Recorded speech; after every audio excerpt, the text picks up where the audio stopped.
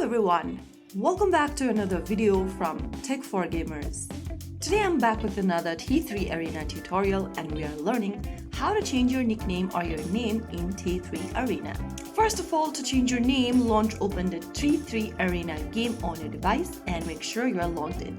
From the home page or the lobby screen of T3 Arena, go ahead and click on your profile avatar at the top left corner. From the player info page, go to the top right corner and tap the three dots. Now from the expanded menu, click on Edit Nickname. Go ahead and enter a new nickname you want to change to. Once you are done, click on the free button and click on Confirm. Soon after you do that, you will be able to change your nickname. Now, after changing your first name, if you try to change it again, then you'll need to go ahead and spend some gems. So that is how you can easily change your name or your nickname in T3 Arena. If you found the video helpful, don't forget to like, share and subscribe to our channel. I will be back again in the next video.